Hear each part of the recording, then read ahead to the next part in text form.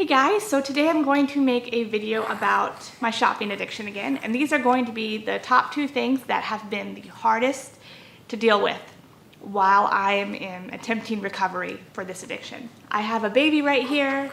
She may get fussy, she may join me in the video, I don't know. So one of the hardest things about shopping addiction has been navigating this journey with my husband. As I said in my last video, right now, I'm letting him control the money. So that means if I want something other than the $200 that he gives me a month, let's say we go out to Target and I see a really pretty dress that I want, and I've already spent the money he's giving me. I don't have $60 to buy a new dress. But in that moment, I really want that dress and I need it right now to be happy. So I will ask him, hey, I really like this dress, can I have it? And this puts all of the mental burden of purchasing something on my husband, and that's not right. That's a hard burden to carry because he'll say yes or he'll say no. And if he says no, because I have an addiction and because I'm dealing with a shopping addiction, I will get very angry with him. I will say, you're just being mean. I really need this dress. It's really pretty. I need a new dress, even though I have a closet. Even though I have a closet full of dresses that I don't wear. Like, I will just try to manipulate him to get this dress. So the burden of responsibility for him to see, is my wife, does she need whatever XYZ that she's asking for? Or is she asking for this because she's an impulse buyer and has a shopping addiction? That burden right now falls on him, and he has to figure it out.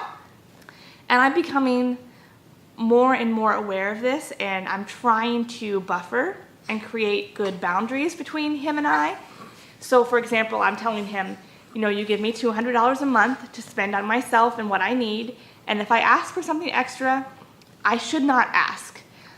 I should save that $200 or make my own money, but asking him, I think, is a little bit wrong because it's me not being responsible with the money that I have, and what I want to learn is how to be responsible with money. So that has been one of the hardest things to deal with, is him having to be financially responsible for me like a parent, like I'm a child.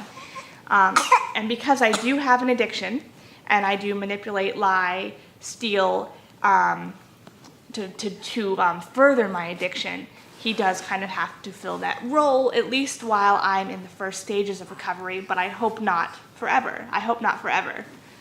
Another thing, and this kind of deals with the last thing, for me has been controlling my own impulses. So when I see something, I immediately want it, if it's something that I want. And I immediately feel 100% that this thing will make me happy, and that if I can have it, my life will be complete. It sounds ridiculous, but that's how I feel. And recognizing that and knowing the difference between I need this thing, this is a good purchase, and I want this thing right now is very, very difficult for me, and I've made a lot of mistakes.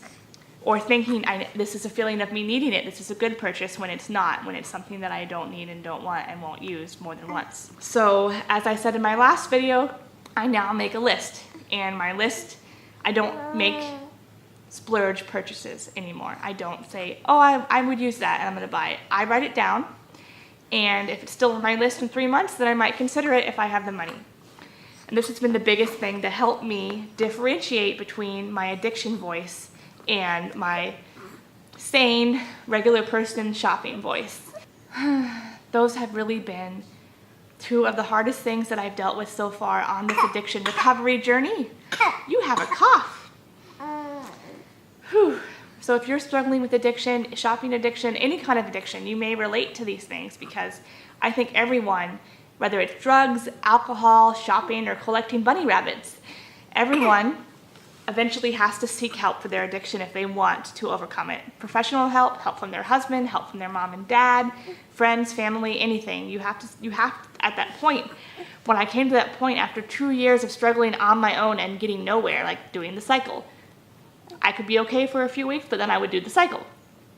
I finally had to ask someone else for help. And that person was my husband, and he has been amazing about it. So yeah, I'm going to let you guys go, and I'm going to nurse my baby, and I will see you guys next week. Bye!